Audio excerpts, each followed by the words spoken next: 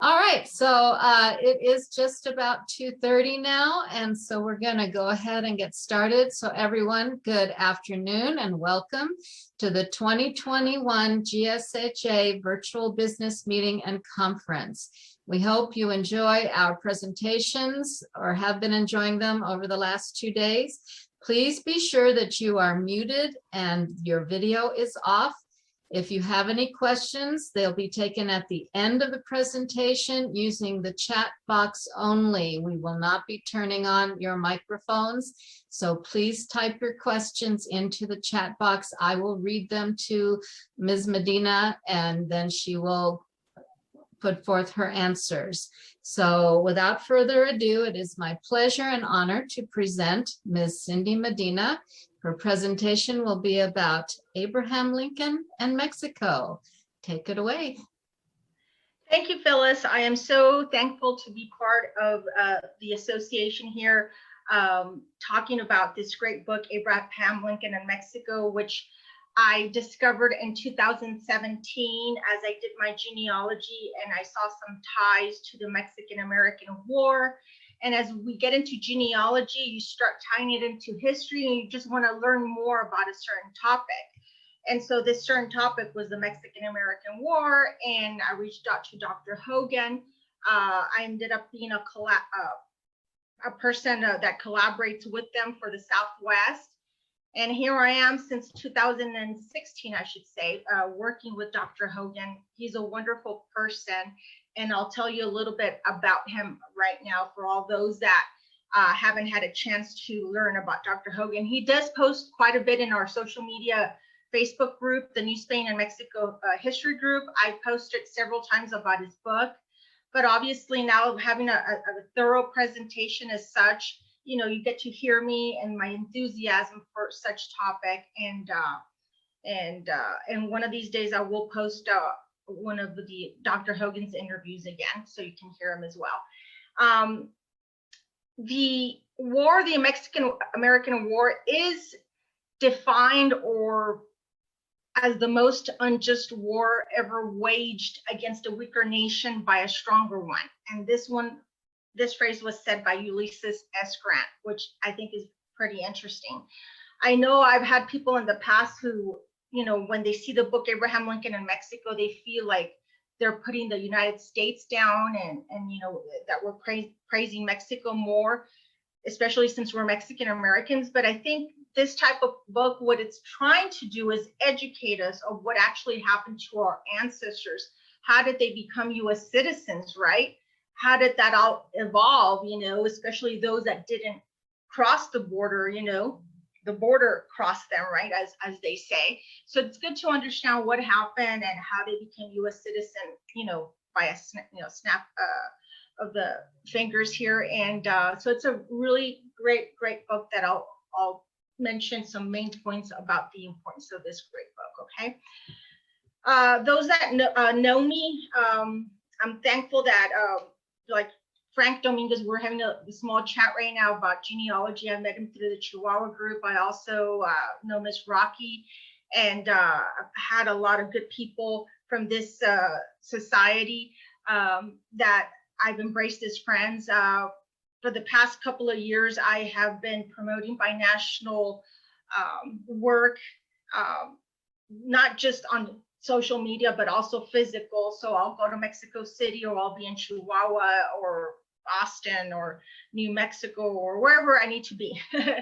And that's the only way I think we can dig in and grab the information we need to grab, especially from the archives, so we can continue with, you know, with what we love.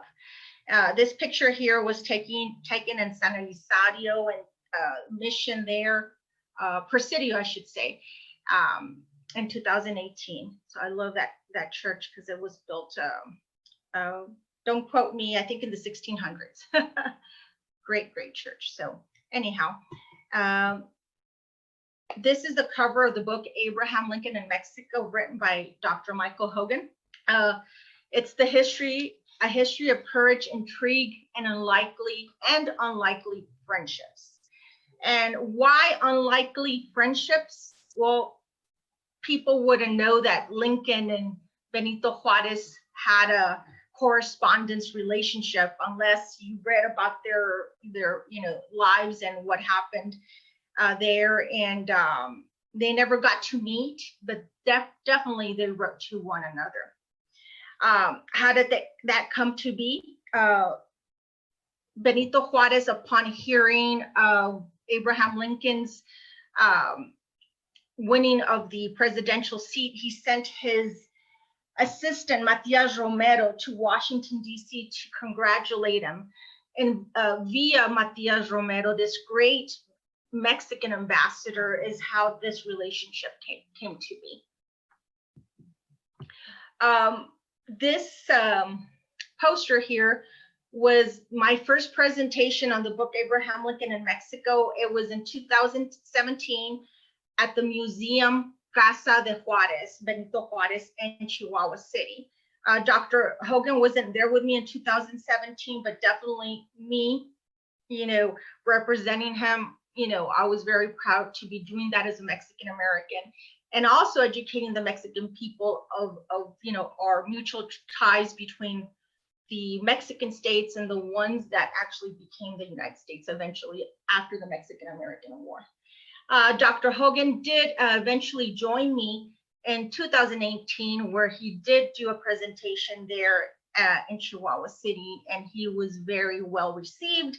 And even though he lives in Guadalajara, he felt like he was part of the northern Chihuahua, northern Mexico, southern New Mexico, Texas vibe. So he loved it. He just loved being in Chihuahua City. So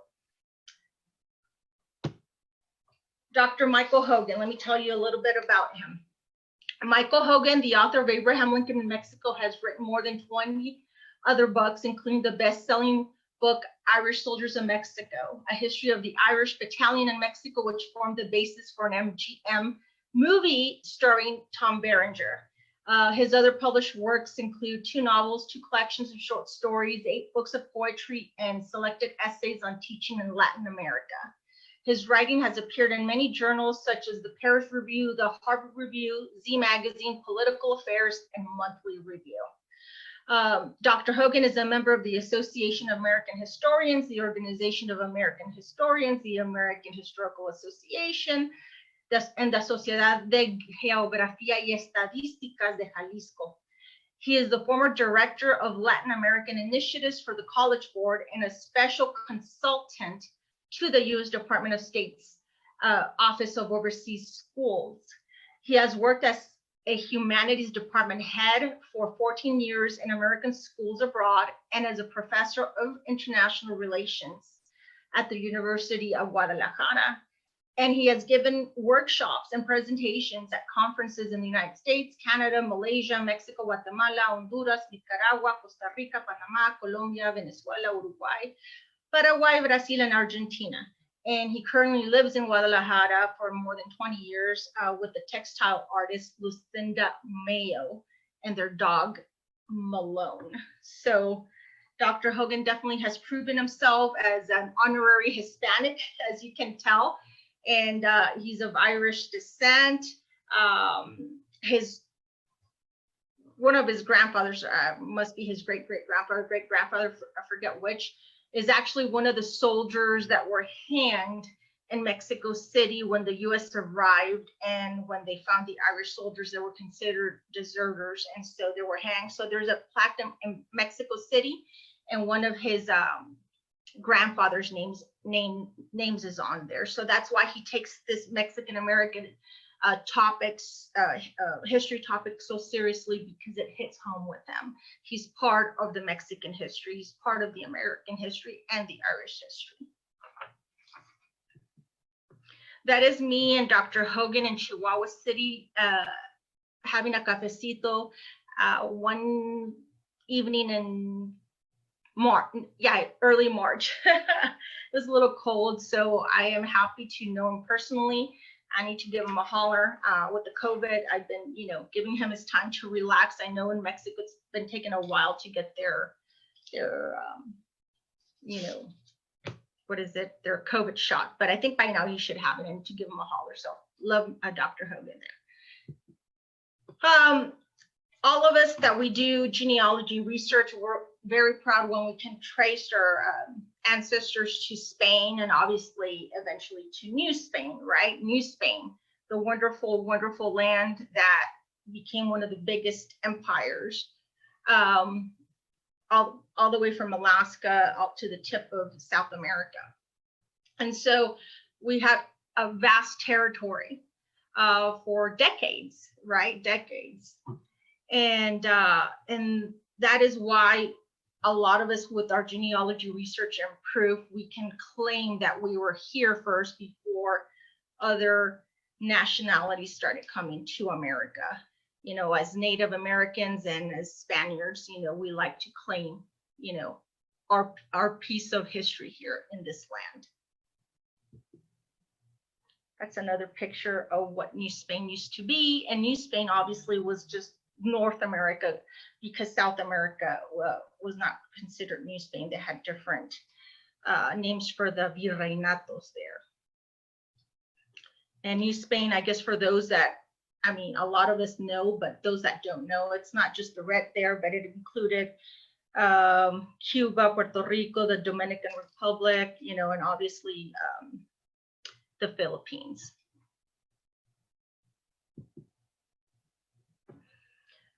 This was land that was disputed during the Mexican-American War. And that is why this book is so important, you know. Books are published for three reasons, you know, to inform, to educate, and to entertain. And that's what Dr. Hogan's book does. It does all three. It's important, you know, and it has the potential to change our attitudes in regards to the relationship between the US and Mexico. And for us to see that there was a time where, you know, people like President Lincoln was a big supporter of making sure that Mexico had their peace and that they were well respected, and that no one tried to bully them. The book was long overdue for many years. The ebook version was first released in March 2016 at the 170th anniversary of the day the U.S. Congress declared war in Mexico. And then the paperback version was released in late summer of 2016. Thereafter, in 2017, Dr. Hogan, along with Michael Miller, who's also a moderator for the New Spain and Mexico group, they started, and obviously I'm part of it, along with many wonderful people across the globe. They started the Lincoln and Mexico Project, the LAMP Project, to inform educators, students, and the general public about this historical relationship between the U.S. and Mexico, to help improve, you know, our ongoing relationship with these two great countries. In the book, here's another. In the book, Abraham Lincoln in Mexico, you know, gives educators and students access to archival documents about Lincoln's support for Mexico, a legacy that history books often ignore or distort. As such, the book, with its 137-page appendix of original documents, is like holding a reference library in students' hands. Based on the documents, the book examines Lincoln's opposition to the Mexican-American War as a freshman congressman and his support as president to help Mexico defeat the French occupation forces. The award-winning ebook version is a breakthrough and supplemental classroom materials because it contains hundreds of active hyperlinks to reference sources. And the Lincoln Project is offering the ebook version to students at a huge discount, and also we also provide teachers with educational resources. So if any of you know a teacher that would like to teach this in their classroom, just let me know, and I will be happy to give you the correct email so they can help you with this information. And someone who loves history, a history teacher in high school or college can start teaching this in their classrooms. The book covers more than 2 decades of U.S. history from 1846 to the immediate aftermath of the Civil War, and examines Lincoln's role in helping Mexico defeat the French's occupation forces in the 1860s. As such, this outstanding book is a welcome addition to continuing discussion about the roles of the U.S. and Mexico during 2 of the most controversial and complex periods in American history, and how decisions made then continue to permeate the daily lives of citizens and residents of both countries. Lincoln is highly revered in Mexico. I don't know if a lot of people knew that. People that may have visited TJ, Tijuana, or Mexico City, or even Ciudad Juarez, they will see a statue of Abraham Lincoln. They really, really respect the man and his values and what he did for the U.S. and in the relationship he had with Mexico. In the U.S., there is one statue up north, and I can't remember, of Benito Juarez. Can't remember the city, but there is one, and there's a portrait of Benito Juarez also at the Blair House in Washington, D.C. As of now, in El Paso, Texas, they're trying to put up a statue of Benito Juarez, because when they first put up the statue of Lincoln in Ciudad Juarez back in the 60s or 70s, they were supposed to have a statue of Benito Juarez also in the U.S. We don't know what happened, and it was never put up. But right now, there's an organization in El Paso trying to raise funds to make the statue possible. And now it's going to be, they're going to have the true meaning of a statue of Lincoln in Mexico across the river in Juarez, and of Benito Juarez in El Paso, and I believe they're planning of putting it up at the Chamizal Park. So these 2 great men, are the icons of the Mexican-American War, because they formed that strong relationship, and so forth. And I'll mention some points of how Lincoln supported Mexico right now. Like I mentioned, Matias Romero this gentleman here was Benito Juarez is the president of Mexico. This was his ambassador. This was his secretary. This is the person he sent to Washington, D.C.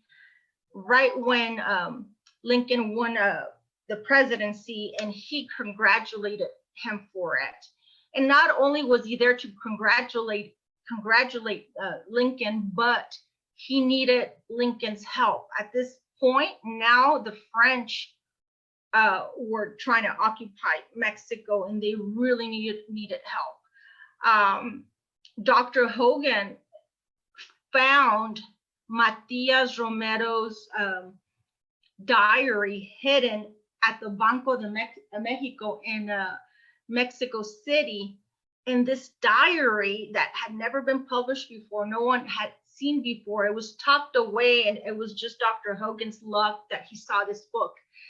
Because of this diary, this is new information that's part of the Abraham Lincoln in Mexico book, not just documents, but it's coming straight out of Matias Romero's mouth, of how he got to Washington, how he befriended Lincoln and his wife, and how he got the support. One of the things that Matias Romero did, which I think is pretty interesting, is that upon arriving, he befriended Lincoln's wife, Miss Todd Lincoln, and she didn't have a carriage one evening to go shopping, or one afternoon. And Matias Romero, being the Mexican gentleman, offered to take her in his rented carriage shopping. During that shopping experience, He told her of all the needs they had and all the stress they were having in Mexico. And he convinced Mary Todd Lincoln to talk to Abraham Lincoln, her husband, and see how he could help them with the French intervention. Now, I may have jumped a little bit because now we're talking the French intervention. Lincoln at this point had already supported Mexico during the Mexican-American War. But anyhow, there's two wars, the Mexican-American War and the French intervention. So Matias Romero came about during the French intervention after the Mexican-American War. So he was able to get Lincoln's support after he had supported, Lincoln had supported Mexico the first time around. And the reason Lincoln supported Mexico the first time around, and this is when he was a young congressman, okay, this is before he became president. A major revelation in the book is the examining in detail of the spot resolutions. Let me repeat that. Spot resolutions were Lincoln used to refute falsified information President Polk sent to Congress to obtain a declaration of war against Mexico in May of 1846. Many history texts in the United States ignore these resolutions or attribute them to Lincoln's political designs rather to his moral integrity. So Lincoln, as a young congressman, knew that the invasion of Mexico was not correct. It was an unjust war. Lincoln stood up to Congress and told them, why are you invading Mexico? You are in their territory. And someone responded, well, there was bloodshed, and therefore we must invade. And then Lincoln said, well, show me the spot where blood was shed, because the spot was Mexican territory, not US territory. You crossed over when you shouldn't have crossed over. So therefore, that is why this is called the spot resolutions, where he's refuting all the falsified information by Congress and President Polk. And due to that, they would call him Spotty Lincoln. He lost a lot of respect by Congress when he supported Mexico, when the U.S. invaded Mexico. I've read a lot of things about Lincoln that, he didn't become president right away because he had a nervous breakdown and he had a bankruptcy. And they show like all these series of things of why he didn't become president right away. But upon learning about Lincoln and his support for Mexico, the reality is he didn't win the presidency right away because they saw him as a traitor. They didn't see him as a true supporter of the U.S., and so they made it impossible for him to become president from the get-go. And so, his moral integrity was in question when he supported Mexico during the Mexican-American War. As president, Lincoln and his administration used the Monroe Doctrine to support Mexico and overthrow the French monarchy installed by Napoleon III. This book reveals how this resulted in supplying Mexican troops with military arms and munitions and providing military leadership to Mexican forces by seasoned U.S. generals and troops, including many African-American soldiers who fought in Mexico alongside the Mexican troops. Another point of interest is that most histories that cover this period use the great man theory of historiography. Dr. Hogan shows how the connections between Mexican envoy Matias Romero, Mary Todd Lincoln, General Phil Sheridan, and others made the hopes of President Lincoln and Mexican President exile Benito Juarez become a reality.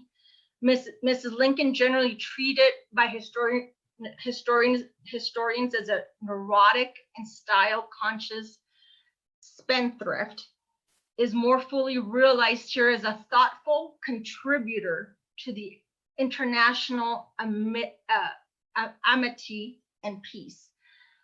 So again, Lincoln and his wife did a lot for the Mexican people when they were in office during the Mexico was being invaded. And again, Lincoln tried to do a lot during the Mexican-American War when he was a young congressman. The documents in the book are government, university, and from private institutions in both the US and Mexico. And again, that is why it makes this book so complete for any student and in college or high school. It has great citations and complete texts in a great appendix. The book is found today in many libraries across the country, around the world. And the most important thing, that the book is found at the Abraham Lincoln Presidential Library. So with that, it proves that the book has done its due diligence, and it has proven itself to be a great, tool to educate people on the U.S.-Mexican American War.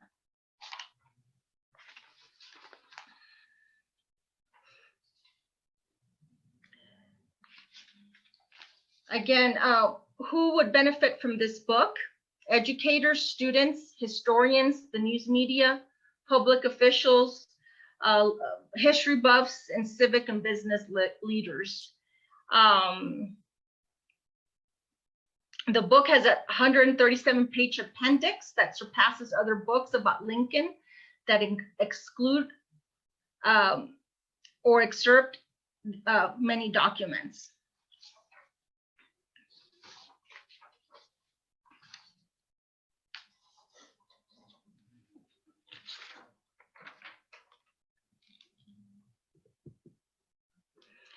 Ulysses S. Grant, during the Mexican-American War, said something that's one of his famous quotes during the Mexican-American War. He said, "It's the most unjust war ever waged against a weaker nation by a stronger one." I know I hear a lot of people say, well, it was a war and the U.S. won it fair and square. Yes and no, because there weren't empires, fighting for land. It's not like it was, New Spain and England. I mean, these were young countries. The U.S. became a country, right, in the 1770s, right? Now Mexico became its own country, democratic country, in 1821. So the U.S. believed that it was essential for them to have their freedom. So did Mexicans. So therefore, that's why we have to have a lot of empathy to what happened to Mexico. They were a young nation. Yes, they were struggling. There were a lot of changes. They were so used to having Spain rule them for so many years, centuries, right? And so now they had to balance what they needed to balance to become a prosperous country. And obviously the United States saw it as an opportunity to increase and move west. They saw their weakness. They saw that the potential of moving west. It is what it is. I'm a proud U.S. citizen, and I became a Mexican citizen 2 years ago due to all this work that I'm doing. In genealogy, as we see, there's a lot of people that of Anglo descent that become Irish citizens, or from different countries because their grandparents were from over there. And I think us as Mexicans, if there's an opportunity and you have the paperwork, and if you can become a Mexican citizen, not that you're going to move there, right? But I think it's a great thing to show our kids that we also can have a foot into countries. I will remain living in the United States, obviously, but having my Mexican citizenship just kind of ties me back to all this history of our New Spain and Mexico history. And that way I don't forget where I come from. And I can definitely talk about this with my the young ones in my family.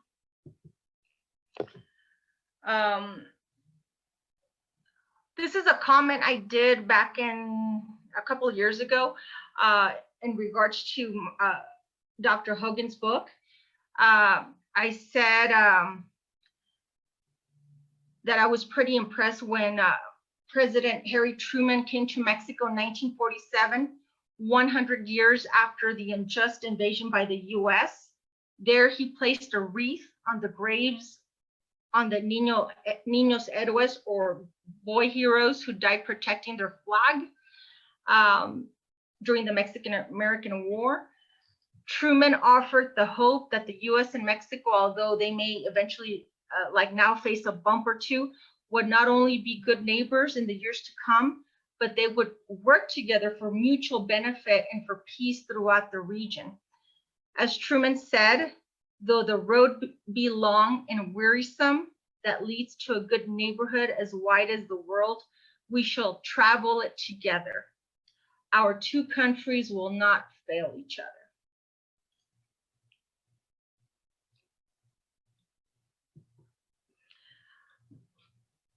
Again, Abraham Lincoln in Mexico is the core of the core. It's one of the best-selling books on the Mexican-American War. And from there, Dr. Hogan released a book last year. We haven't done a lot of publicity or presentations due to COVID. He was ready to roll once the book was published, but once we get better, hopefully he can start traveling and doing presentations. But this is a continuation of Abraham Lincoln in Mexico. It's called Guns, Grit, and Glory: How the US and Mexico Came Together to Defeat the Last Empire in the Americans, which were the French. And I'll just tell you a little bit about this book that goes hand in hand with the book Abraham Lincoln in Mexico. Again, we start, we have the Mexican-American War. We have a young congressman, Lincoln, who opposes the war. He goes against Congress. He tells them it's an unjust war. People like Ulysses S. Grant also joins in. He believes it's also an unjust war. Frederick Douglass thought it was an unjust war. Blah, blah, blah. The war happened. The U.S. acquired land. And then eventually Lincoln becomes president. And again, Mexico gets invaded, but this time they get invaded by the French. Now, this time, President Benito Juarez reached out to Lincoln, knowing that he supported Mexico. Now, from Abraham Lincoln in Mexico, we have this great book, Guns, Grit, and Glory. And this is a little bit about the book. France invaded Mexico in 1861 on the pretext of collecting past due debts. Their armies overran the country as Napoleon III imposed a new emperor, Austrian nobleman Maximilian, upon Mexico. The United States, busy with its civil war, couldn't provide much help, but following the surrender of the Confederacy in 1865, ex-Union soldiers, including members of the U.S. colored troops, volunteered to help Mexico fight the invaders. President Benito Juarez personally commissioned the American Legion of Honor, while Mexico's ambassador to the United States, Matias Romero, raised millions of dollars by selling Mexican bonds. Using advanced weaponry from the U.S., the ragtag Mexican guerrilla army became a formidable military force by 1867. And follow the tale of valiant volunteers who fought for Mexico against all odds to help defeat the last empire of the Americas. Again, all this history is so interesting to me and to all of us. It should be as well, because it ties in again to our genealogy. Why did our ancestors migrate? That they stay in what was, if they lived in New Mexico and California or Arizona, did they stay there, or were they forced to move south of the border now that Mexico was over here? Did they stay? It helps us see the migration of our ancestors when it comes to genealogy. So it's very important for us to understand this war and how it all happened. And that's how we can tie it into our genealogy, and also having that empathy and pride also, even though we're Americans, but at one point we were Spanish, and then we were Mexican, and then we were U.S. Americans. So just a lot to absorb, and the most important thing is that we can share little by little a bit of all this information with our kids, because that's who we need to now educate. You know, maybe we feel like we're educated on the subject. That's great, but we can't just keep all this information inside of us. We got to share it with the young ones. They're the ones who need to hear this. You know, and those that don't believe in this part of history, or they don't want to hear it, that's fine. Especially older people. You know, we all have different perspectives and respect for different time periods, but if we can definitely influence our younger generations, you know, they will do better in history classes, and, you know, and they will be able to maybe be more empathetic, you know, and have better communication skills at work, and especially those that end up majoring in international relations. You know, these type of books are so important for them. Earlier I had mentioned he's also the author of the book, The Irish Soldiers of Mexico, and it was the basis of an MGM feature film and 2 documentaries. One of the documentaries, the narrator was Liam Neeson, which was pretty cool.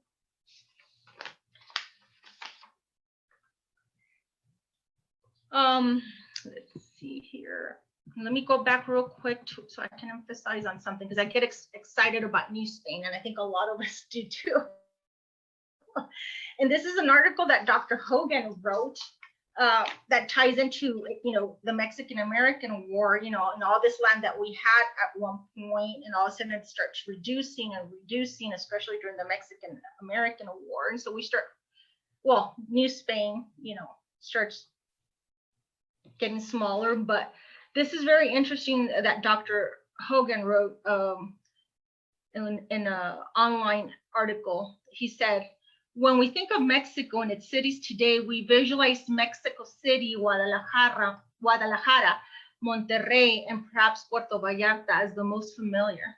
But back in 1845, it would have been San Diego, San Francisco, Santa Fe, and Tucson, you know, the biggest cities. So we got to place ourselves in that time frame as well, how all this land was developed, and who were the important cities in the 1840s. How those cities became part of the United States is seldom discussed in our classrooms. And let me read something real quick that Dr. Hogan also wrote in this article. Going back to the history of the book, Abraham Lincoln in Mexico, he said, when President James K. Polk presented his war message to Congress in May of 1845, he said that American blood had been shed on American soil, and that a state of war between Mexico and the U.S. existed. In fact, this was false information. He was referring to an incident in which 11 U.S. troopers had been killed after invading a Mexican ranch on the banks of the Rio Grande. Earlier that year, Polk had sent a secretary to Mexico to try and convince its government to sell California and a land route across the northern Mexican territory so that the U.S. could extend from sea to shining sea. He offered $25 million for the former and $5 million for the latter. Mexico refused, unwilling to take no for an answer, and convinced of the prevailing doctrine of the manifest destiny. Polk called out the army to put pressure on the Mexican government. And that is when he ordered General Zachary Taylor to set up camp at Corpus Christi, Texas, to intimidate the Mexicans and weaken their resolve. When that didn't work, he ordered Taylor to cross the Rio Nueces, the official border with Mexico, proceed to the Rio Grande, and build a fortification there to further bully Mexico. However, this was Mexican territory, and the skirmish that followed, in which American soldiers were killed, was a result of a U.S. invasion. It wouldn't be the last time in which a U.S. president urged a preemptive war based on falsehoods. However, in this case, a freshman congressman from Illinois, Abraham Lincoln, pointed out how the web of lies were not right, and that the war was unnecessary and unconstitutional. The young congressman was Abraham Lincoln. He gave a lawyerly presentation known today as the Spot Resolutions, in which he systematically dismantled Polk's argument.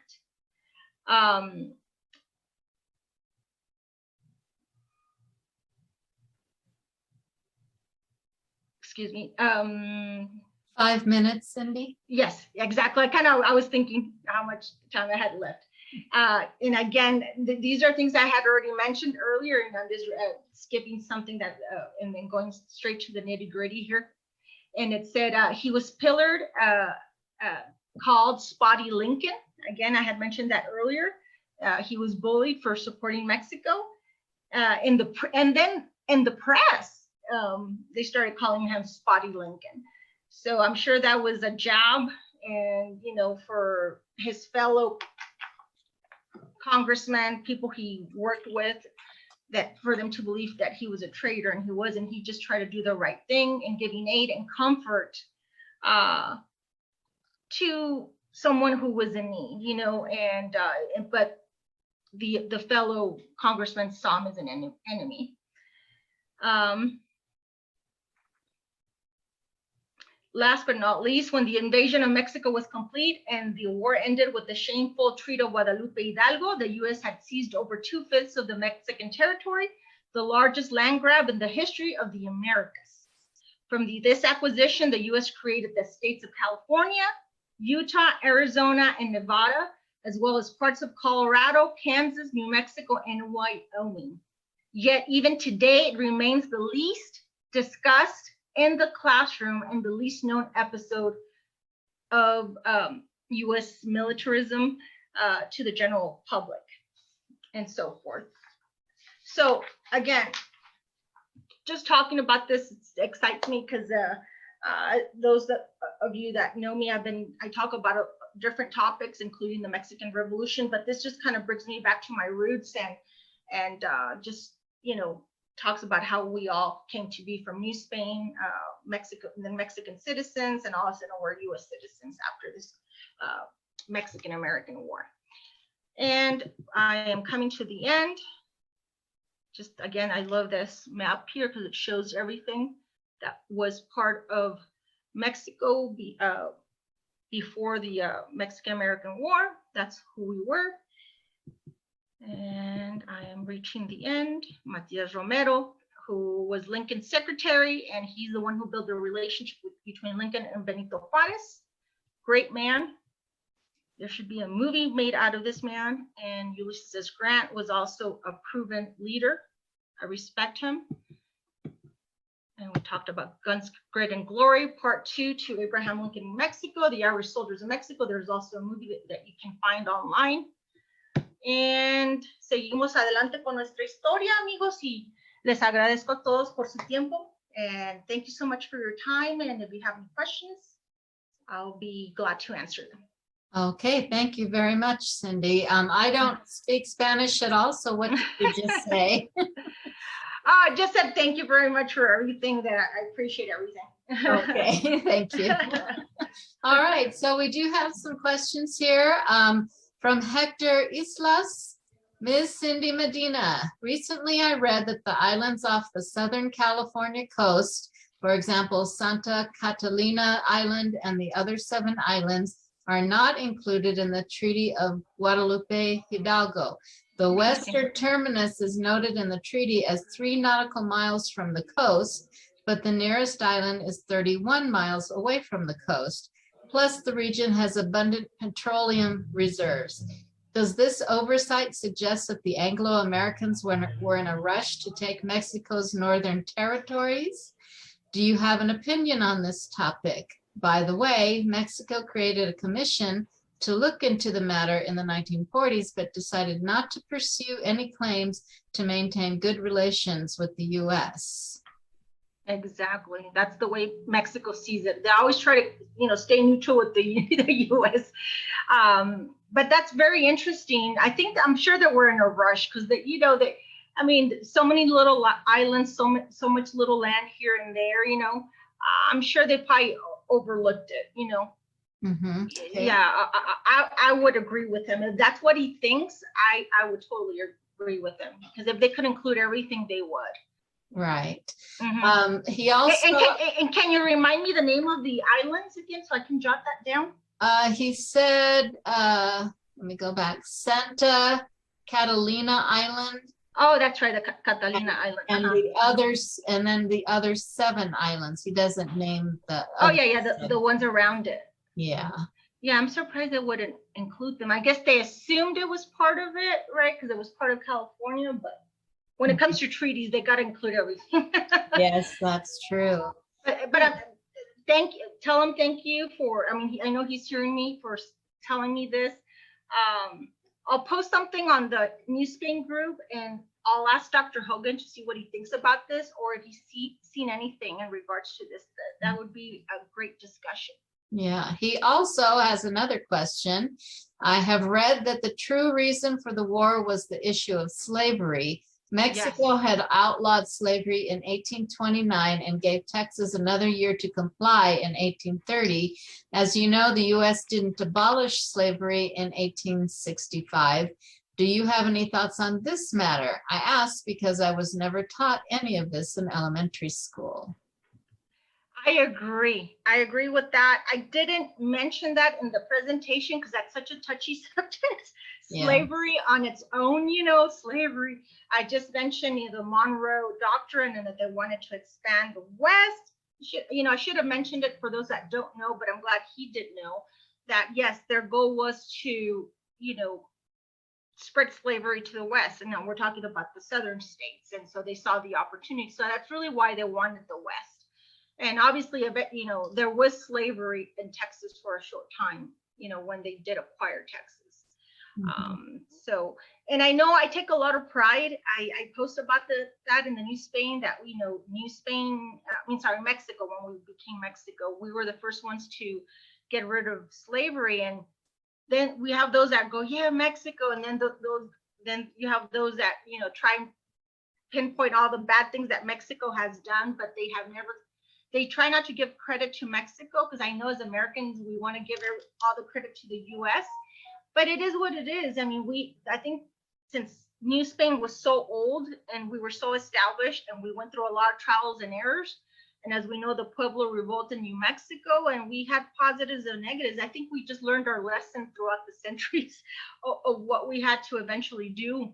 And so we knew early before the US that we had to get rid of slavery. And then I've had people say, well, but you guys, Mexico still had the peon system and then the haciendas and this and that. And yeah, but we weren't, they weren't being lynched, and that weren't being, mistreated to the fullest. Yes, they were probably underpaid. Yes, for sure. But they were not literally slaves, after they abolished slavery. So I do try and give Mexico credit for what they try to do, our ancestors. Okay. And then Frank Dominguez says, hi, Cindy. Will books like these face challenges in a state like Texas, where recent actions have limited social studies education? Say that again. I'm so sorry. He wants to know, will books like these face challenges in a state like Texas, where recent actions have limited social studies education? He's asking if it's caused like issues in Texas, right? Because we're limited. If a teacher stands up and they want to teach it, they have no problem including it in their classroom. But if we start promoting it a lot and so forth, people start seeing it as anti-American. It's really weird. I remember I had a member who thought, when I was talking about the Mexican-American War in this book, she thought I was being anti-American. I'm like, no, I'm not. I'm proud of being an American, but we still have to talk about what actually happened. Mm-hmm. So yeah, you will have people that kind of take it to extremes, and so without seeing the value of the historical facts, so we can just become better neighbors. But yeah, there's challenges in Texas, definitely. Yeah. Hector also says, you may have already told us, but I think I missed it. Where is the statue of Lincoln located in Mexico? Yes, in Tijuana, in TJ, and of Lincoln, right? And there's one in Ciudad Juarez, right across the border of the Americas, and one in Mexico City. There's 3 statues, possibly another one that I can't think of, but for sure 3. Okay. And there's a Benito Juarez. Believe it or not, there's a Benito Juarez statue up north. I forget what state. Like as American as can be up. It's not Illinois. It's another state. It's funny how there's a statue Benito Juarez there, showing the relationship between the U.S. and Mexico, but we don't have one yet in El Paso, for instance. But it looks like we will get our first Benito Juarez statue here soon. The molding of the statue, the sculpture is already done, but obviously they're raising funds and so forth. The name of the organization is called the 12 Travelers. So they have put up different statues throughout the city, including one Juan de Oñate, which is at the El Paso airport. Oh, cool. He also asked if we have further questions, do you have an email to be able to reach you? Yes. First, I'm very good about responding to Facebook because I do get a lot of emails, messages there, and I am going to catch up tomorrow. So anyone that messages me, I will get to you there, but I will also give you my email. Either or at this point is just as good. So on Facebook, I'm under Cindy A. Medina. My middle initial is A, Cindy A. Medina. You can reach me there. The name of my group on social media, Facebook, is called New Spain and Mexico History. You can join, or you can email me, which is texasstarsShineBright@gmail.com. The only thing is that there's too many S's, as you can tell. Texas Stars Shine Bright, so there's only a double S in the middle between stars and shine. Texas Stars Shine Bright. So hopefully you get that. If not, hold on, let me give you an easier email. Cindy 1DDS, which is Danny, S is in Sam, at AOL.com. That's a very old email, but I still use it. Cindy1DDS@AOL.com, or the one that I gave you, texassstarshinebright@gmail.com, just a double S in the middle, not at the beginning. So will you look, can you see the chat where I put it? Did I do the Texas Star one correctly? Oh, let me see. I haven't. Oh, how do I do it bigger here? Just float your mouse down at the bottom and click on the word that says chat. There's a little cloud icon. Oh, yes. And that should pop up a chat window. Cindy A. Medina, Facebook, Texas. Oh, just like that, but instead of having a double S at the beginning, it's at the middle there between stars and shine. So it's the other way around. Just like that, but the other way around. Yeah. So do you want to type it, or do you want to? I'm trying to. Okay. Just the way you did it, but the other way around. There's a double S, but in the middle. Yes. Okay. Yes. It's a weird one. I don't know why I did it that way. Okay. All right. And then Santiago Romero says, New Mexicans also rose up against the American army at the battles of Mora, Embudo, and Taos. Also, I understand that there are no memorials to the Mexican-American War in the U.S. Good job, Cindy. Thank you. And I just want to say that Santiago's also a very good friend, and I respect him. I love the fact that he's a surveyor.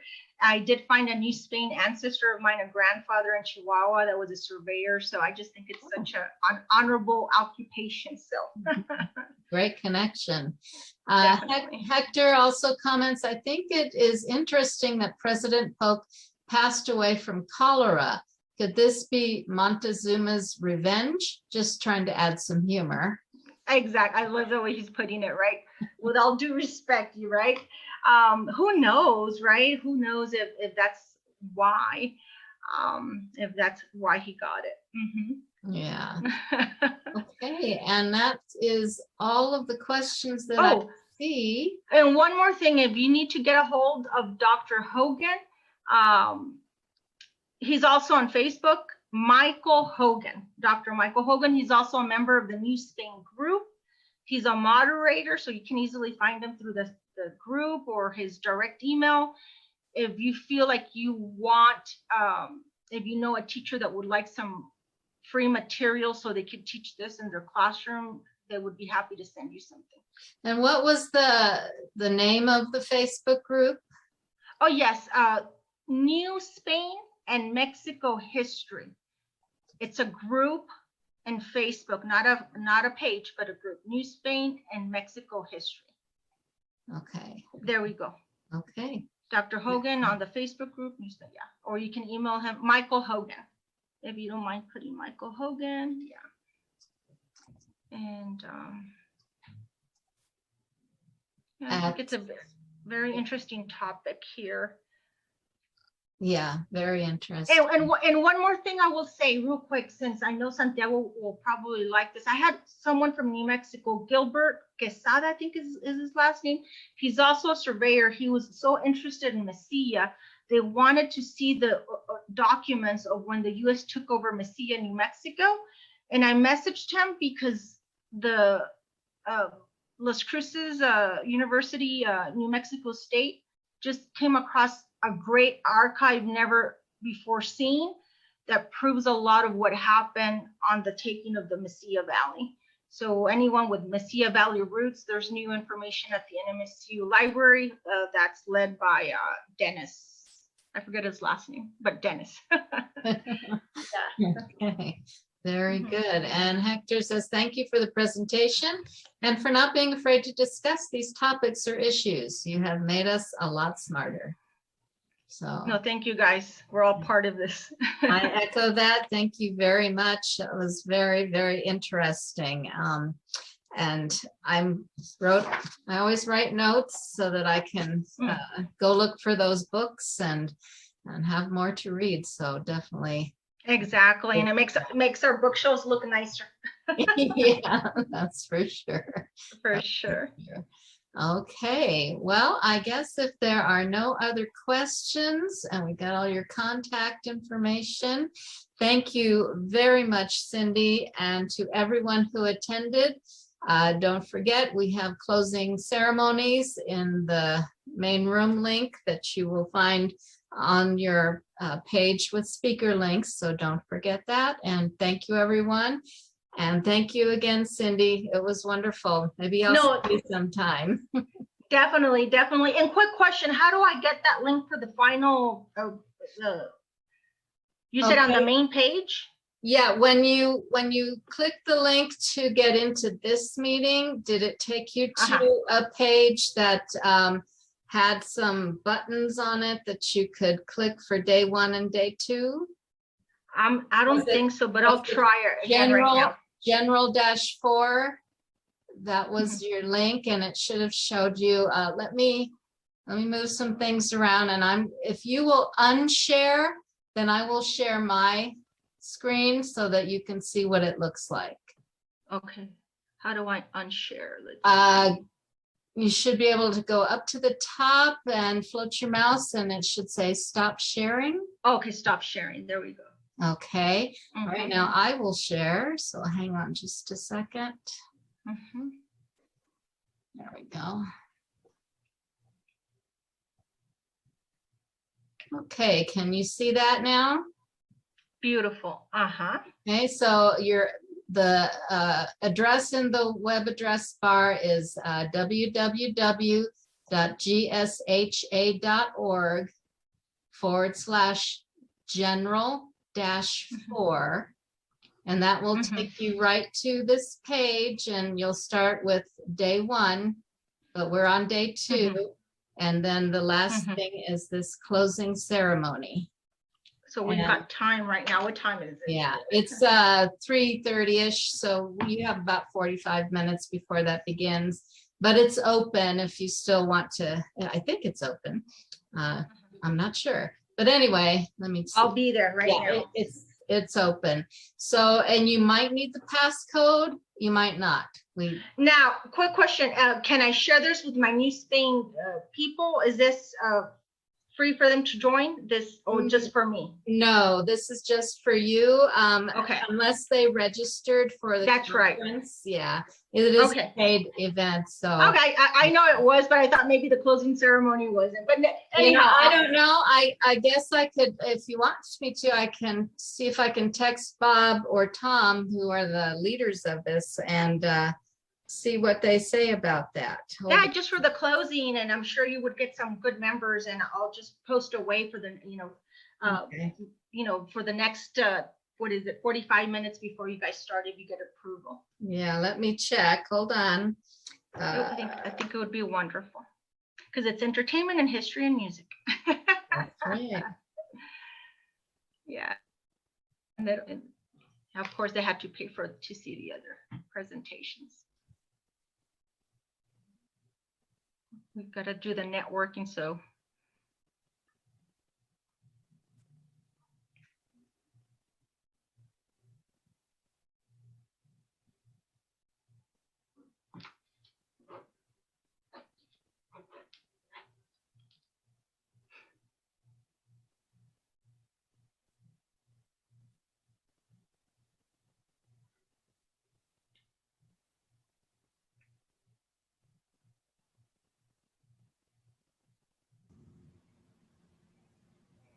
Well, you got people at the baseball games again. Okay, I've texted him, so we'll wait a few minutes since our next thing doesn't start till 4:15. We can still hang on. So Okay. The next And one. what happened? Did someone say something? yeah, folks are unmuting themselves. Oh, okay. Well, anyone can say something, since we're just waiting to get approval. And then if we do get approval, they can share it with their family, just to see the ending. Right, okay. I think it would be good PR. Well, we'll see what he says. I'm not in charge of that, so I can't say yes or no on that. Oh, no worries, hopefully. If not, that's okay. We tried. We will.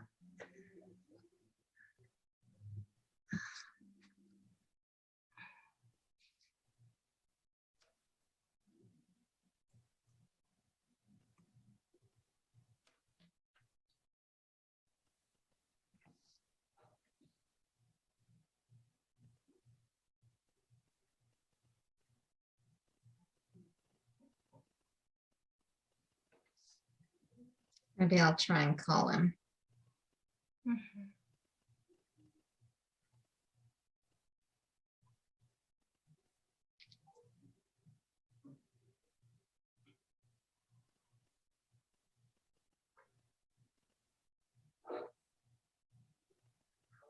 Hey, Bob.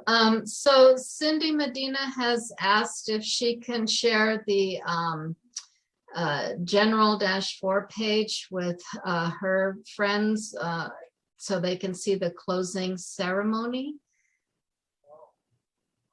But they are not registered to attend the conference. I think it would be good. It would be good PR. If we can't, that'd be fine. No worries. But I just thought I'd ask. Mm-hmm. Mm-hmm. Yeah, she wants to attend, but she just wanted to know if that was possible for her friends or other The folks. New Spain for marketing purposes for you guys. I don't know. How many people are you talking about, Cindy? I mean, who knows how many would join? I would just post it once on the New Spain group, and just so they know about your organization. The Spain Facebook group. I think it would be a good marketing, just so they see the ending. And next year, I'm sure, there would, and who knows how many would join, but I think it would just be a good intro to your organization. Yeah. I do have a couple people messaging me that they don't think it would be fair to those who have paid the registration fee. So. Yeah. Oh, that's true for the ending. Okay. We'll leave it like that. Mm-hmm. Okay. All right.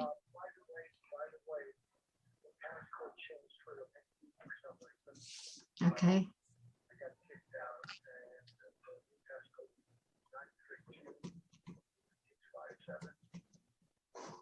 They may not need it, but if they do, I'll announce it. I'll put it in the chat here. Okay. All right. Thank you.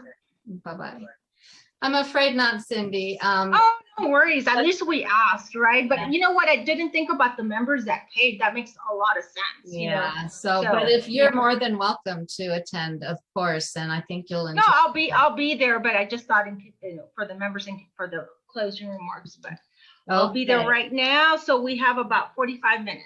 Yes. So I'm gonna real quick, though the passcode for the closing ceremony room has changed.